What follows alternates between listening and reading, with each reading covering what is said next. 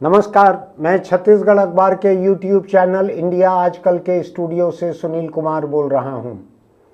कल आपके सामने यहां पर मैंने बिहार चुनाव की मतगणना के चलते हुए उसके बीच में ही एक रिकॉर्डिंग की थी। उसकी एक वजह थी, धमतरी के स्कूली बच्चे यहां हमारा अखबार देखने के लिए आए थे, छपाई देखने आए थे, YouTube स्टूडियो देखना चाहते थे।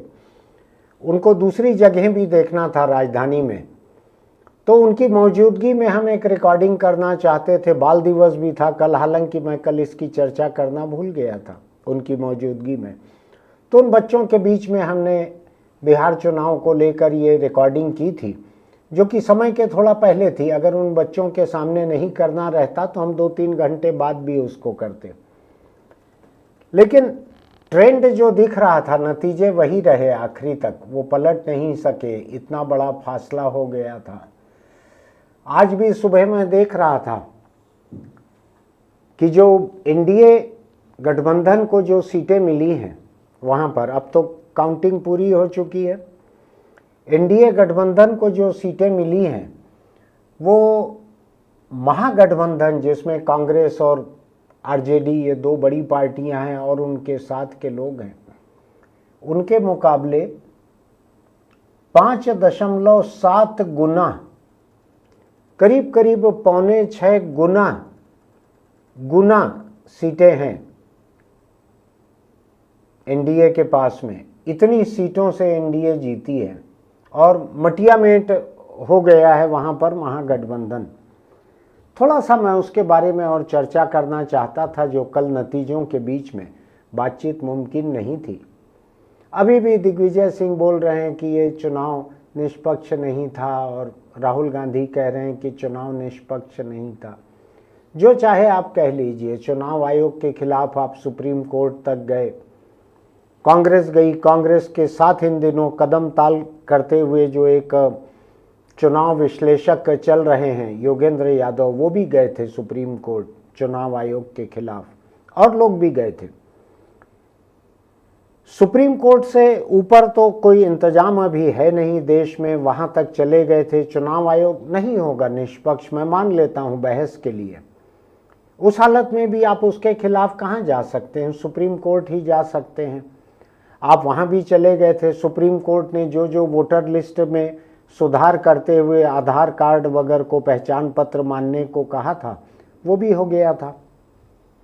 तब इसके बाद भी अगर चुनाव हो गया है, आप अभी भी अगर केंचुआ, केंद्रीय चुनाव आयोग के लिए शब्द इजाद किया है लोगों ने, केंचुआ, अगर केंचुआ पे ही तोहमत अगर आप लगाना चाहते हो तो उसका एक मतलब ये भी है कि आप चुनाव जो है चुनाव आयोग के खिलाफ लड़ रहे थे। आप वहां पर नीतीश या भाजपा के खिलाफ चुनाव नहीं लड़ रहे थे।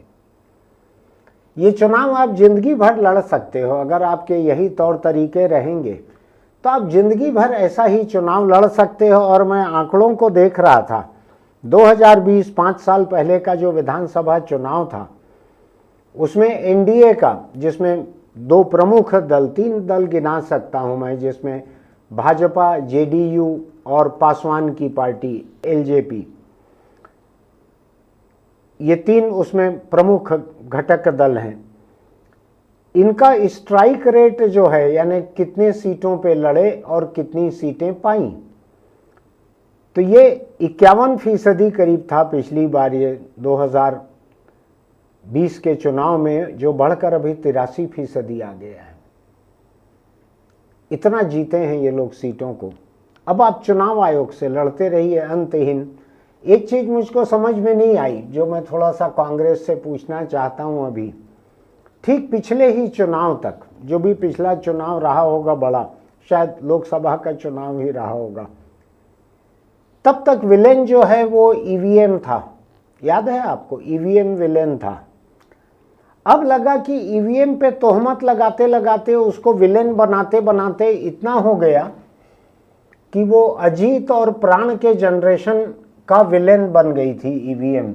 समझ रहे हैं ना आप? अजीत और प्राण उनके जनरेशन का विलेन बन गई थी। यानी करीब 30-40 साल हो गए थे ईवीएम पे तोहमत लगाते हुए, समझ लीजिए। जब से शुरू हुआ ईवीएम, उसके बाद जल्द ही जब कांग्रेस के हाथ से सत्ता निकली तो ईवीएम पे तोहमत लगाने लगे। दिग्विजय सिंह जी, मेरे से व्यक्तिगत संबंध अच्छे हैं, लेकिन ईवीएम को लेके मतभेद हैं। वो ईवीएम के पीछे लगे रहते थे। अब पिछले चुनाव से इनको लगा कि ईवीएम को शैतान बच्चा, ईवीएम को विलेन, ईवीएम को काली भेड़, सफ़ेद भेड़ों के बीच में ब्लैक शीप, सब कह चुके हैं पर्याप्त बार। अब लोग ईवीएम की बात नहीं सुनते हैं, ईवीएम पे तोहमत नहीं सुनते हैं। तो इन्होंने इस बार मतदाता सूची की बात उठाई, जो हो सकता है 100% सच हो। मैं इनकी बात का विरोध नहीं कर रहा हूं, कांग्रेस की बात का, लेकिन एक बात को लेके खुश हूं। कल रात सपने में मुझको ईवीएम दिखी जो बहुत आराम की नींद सोई हुई थी, और मैं सपने में उससे पूछ रहा हूं कि अभी अभी बिहार में चुनाव निपटा है, तुम इतने आराम से कैसे सोई हुई हो। उसने कहा ये पहला चुनाव है पिछले कुछ दशक का जिसमें मेरे ऊपर तोहमत नहीं लगाई गई है। अब उधर कुछ वोटर लिस्ट और एसआईआर किसको कहते हैं पता नहीं, एसआईआर उसको लेके चल रही है तोहमत। अभी ईवीएम इस चुनाव के बाद पहली बार चैन से सोई, किसी ने तोहमत नहीं लगाई उसके ऊपर, ऐसा चुनाव था। तो आप हर बार नए नए विलेन ढूंढ लो। अभी आपने प्राण और अजीत के बाद में अभी आपने कुछ रंजीत या उसके बाद का और क्या क्या विलेन आते थे ना, ऐसे विलेन आपने चुनाव आयोग की वोटर लिस्ट और चुनाव आयोग का एसआईआर को बना लिया। होगा, जरूर होगा, चुनाव आयोग बदमाशी कर रहा होगा, मुझको कोई हैरानी नहीं होगी। लेकिन आपने भी तो सुप्रीम कोर्ट तक लड़ाई लड़ ली थी। अब चुनावी मैदान में भी अगर आप केवल चुनाव आयोग को तोहमत लगाते रहोगे तो आईना कब देखोगे, कब बैठ के सोचोगे कि भाई कहाँ पे गड़बड़ी हुई है। लालू जी के साथ में थोड़ा तेजस्वी और राहुल बैठ गए रहते, अभी बैठ के उधर क्या लिट्टी चोखा वगैरह खाए रहते, ठंड है जरा, और बात करते कि हुआ क्या है, क्यों मटिया मेट हो गए हैं हम लोग, क्यों कांग्रेस पार्टी गिर के 6 सीट पे शायद आ गई है, आधा दर्जन पर। इसके पहले के आंकड़े में देख रहा था, 2010 के चुनाव में कांग्रेस इससे कम थी, 4 सीट थी, फिर बढ़ रही थी, अब फिर 6 पे आ गई है। पता नहीं क्या होगा, कहाँ जाएगी कांग्रेस। इकाई पे चल रही है, दाही पे नहीं चल रही है। थोड़ा मैं आपको बतलाता हूँ एक दिलचस्प बात। चूंकि गठबंधन थे तो हर पार्टी हर सीट पे नहीं लड़ रही थी। भाजपा लड़ रही थी 101 सीट पर और 101 सीट पर नीतीश की जेडीयू लड़ रही थी। ये दोनों 101 सीटों पे लड़ रही थी। ये आंकड़े मैंने इंटरनेट के कई स्रोतों से लिए हैं। कोई मामूली फेरबदल होगा तो बुरा मत मानिएगा। कई जगह बिल बुक में नीचे लिखा रहता है ना, भूल चूक लेना देना, वैसे ही मेरे काम में भी रहता है। मेरे पास रिसर्च असिस्टेंट नहीं है कोई। तो भाजपा को 101 सीटों पे 88% का स्ट्राइक रेट मिला। स्ट्राइक रेट समझते हैं ना, क्रिकेट वगैरह में यूज होता है, कितने बॉल आपने झेले और कितने मारे, ऐसा। तो भाजपा सबसे ज्यादा 88% सीटों पे जीती है जहां लड़ी थी। उससे थोड़ा नीचे जेडीयू है जो 84% सीटों पे लड़ी थी। पासवान, चिराग पासवान की पार्टी जो है एलजेपी आरवी, उसका 55% स्ट्राइक रेट है। खासी सीटें हारी हैं लगता है ये।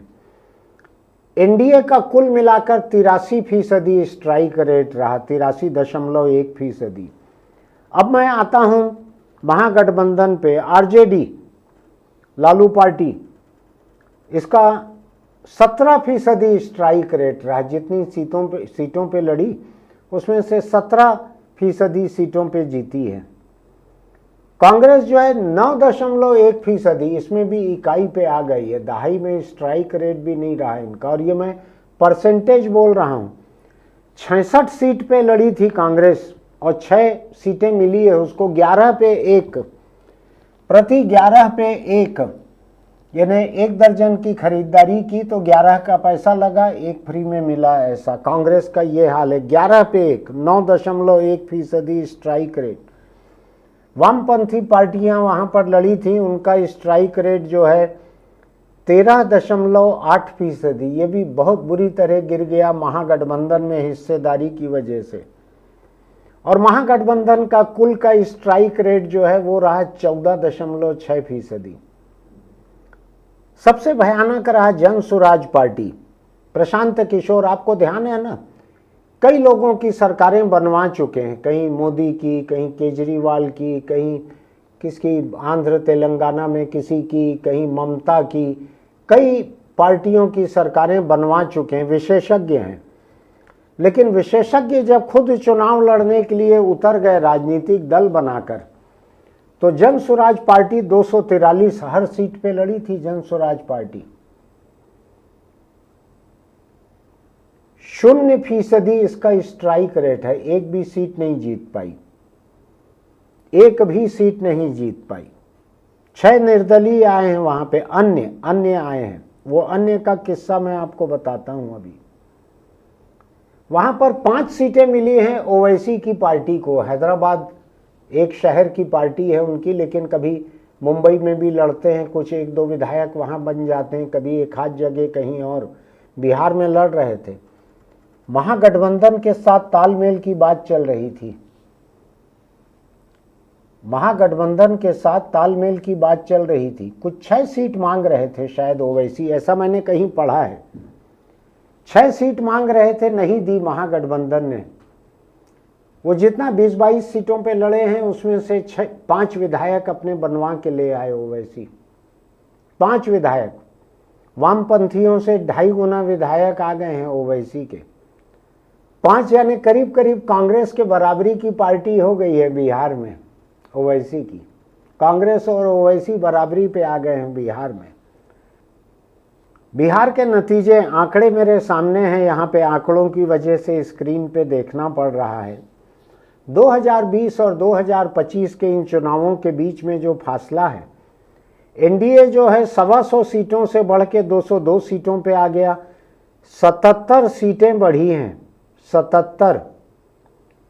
अगर ये आंकड़े सही हैं जो मैंने निकाले हैं तो भाजपा का वोट शेयर 37% से बढ़कर 47% हो गया। ये कमल छाप का है, एनडीए का नहीं है, कमल छाप का। 10% वोट शेयर बढ़ गया है। एनडीए ने 77 सीटें जीती है और ठीक उतनी ही सीटें करीब करीब महागठबंधन ने खोई हैं, 75 सीटें। और आरजेडी का वोट शेयर जो है 37 का 37% है। अब ध्यान रखिएगा, कुछ लोग सुबह से फेसबुक पर लिखे चले जा रहे हैं वोट इतने ज्यादा हैं लेकिन सीट इतनी कम है, ये इलेक्शन कमीशन की मेहरबानी है। ऐसा नहीं है, आरजेडी इतनी ज्यादा सीटों पे लड़ी थी। मैं बताता हूं आपको, 144 सीटों पे लड़ी थी आरजेडी, लालू पार्टी।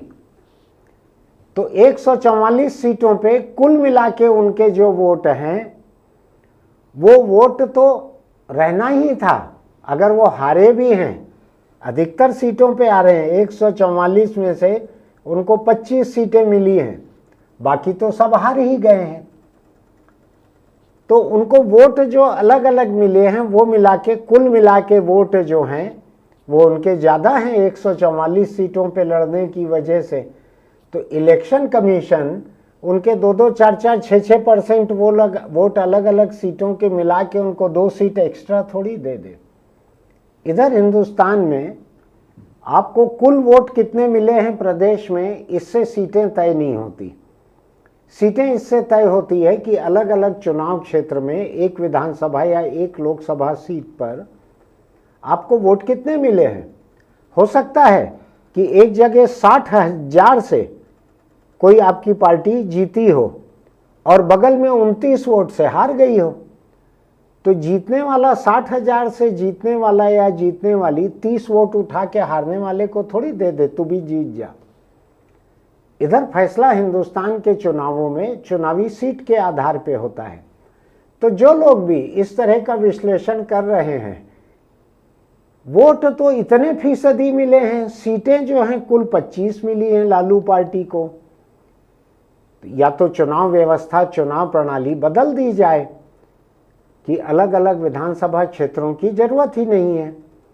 आप केवल पार्टियों के बीच पूरे प्रदेश में मतदान करा लो, मतगणना आसान भी हो जाएगी और जितने वोट मिलेंगे उस अनुपात में आप उनको एमएलए दे दो या एमपी दे दो। वो व्यवस्था अभी नहीं है, इसलिए लोगों को धोखा हो रहा है कि इतने वोट पाने पर भी, अरे भाई 144 सीटों पे लड़े, 25 को जीते, तो जितना भी 100-125 जितनी सीटों पर भी हारी है लालू पार्टी, वोट तो वहां भी है ना, इसलिए उनका वोट परसेंटेज ज़्यादा है। तो खैर मैं बहुत ज़्यादा बोलना नहीं चाहता इन चुनावी नतीजों के बाद में।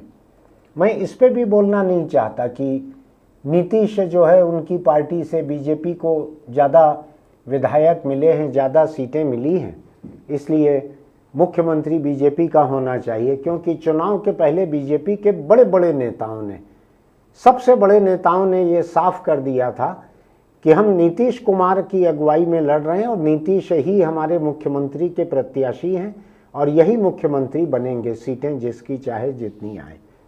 तो मुझको लगता है कि जिन लोगों के हाथ में जीत नहीं लगी है उनके पास अब यही है कि जीतने वाले के घर में बर्तन टकराने लगे, गृह कलह पैदा हो जाए। जोगी ने भी किया था, इधर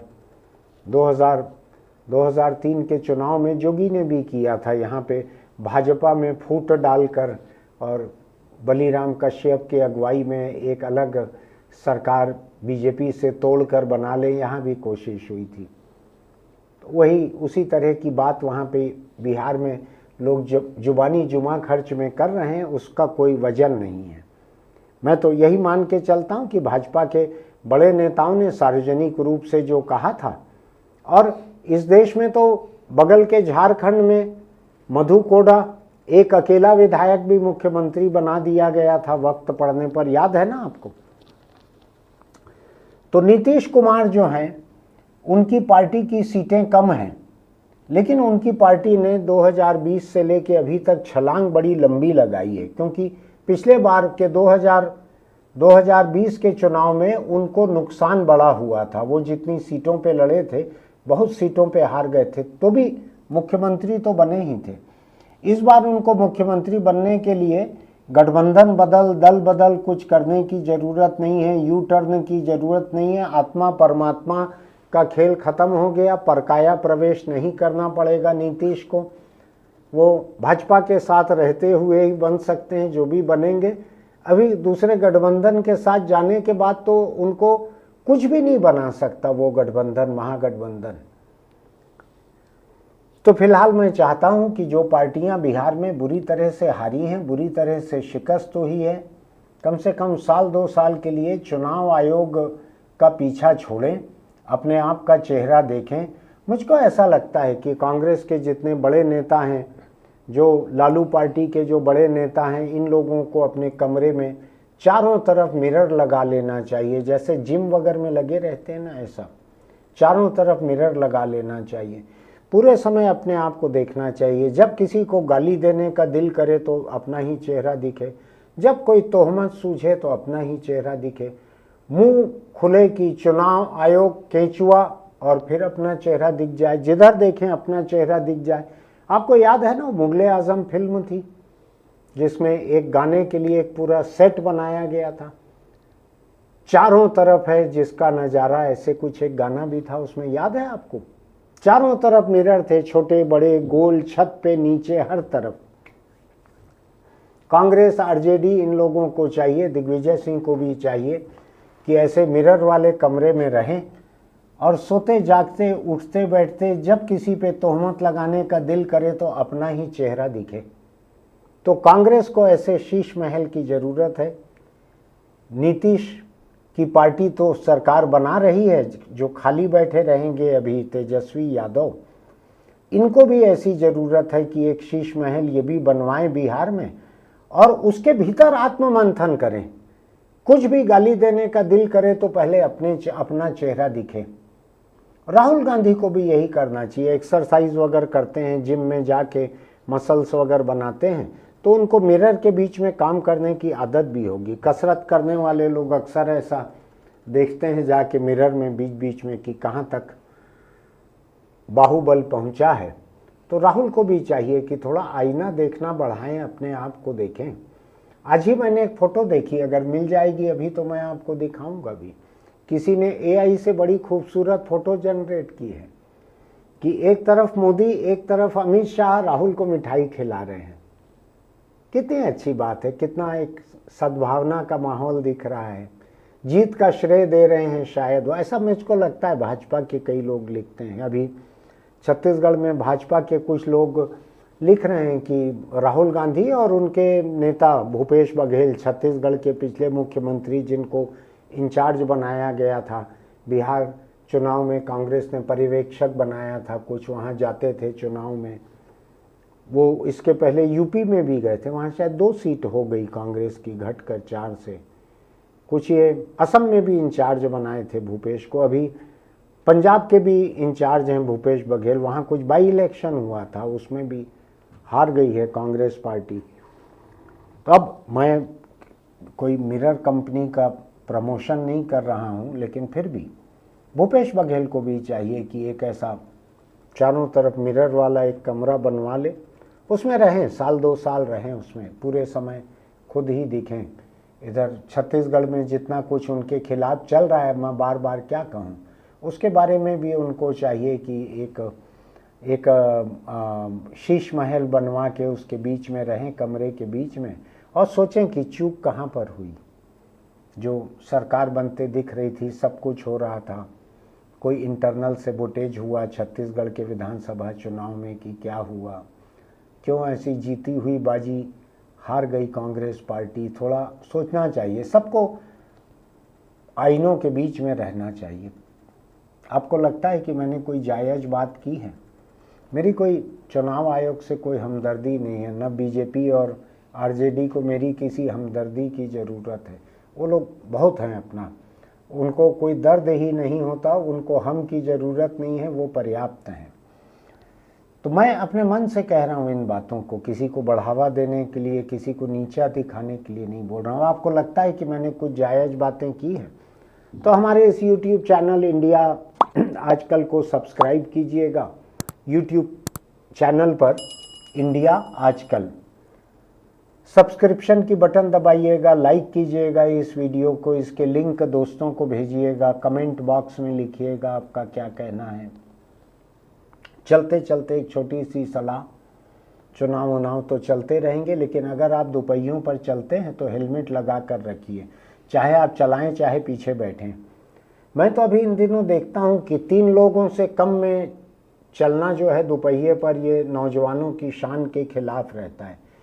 3 लड़के रहते हैं, तीनों के तीनों अलग अलग मोबाइल पे बात कर रहे हैं, तो कुल मिलाकर एक हाथ हैंडल पर रहता है, बाकी तीनों मोबाइल पर बात कर रहे हैं, अलग अलग मोबाइल पर, किसी का कोई ध्यान नहीं है। चलाने वाले का तो एक हाथ है हैंडल पर। ऐसा मत कीजिए, अगर हेलमेट लगा के रखेंगे तो ये मोबाइल का धंधा भी अपने आप कम हो सकता है कुछ। हेलमेट लगा कर रखिए, नीचे बेल्ट लगा कर रखिए हेलमेट का, किसी दुर्घटना की हालत में अपने सिर को बचा के रखिए, क्योंकि सिर अगर आपका चकनाचूर हो जाएगा तो अस्पताल आपको शायद ही बचा पाएगा। फिर मिलेंगे।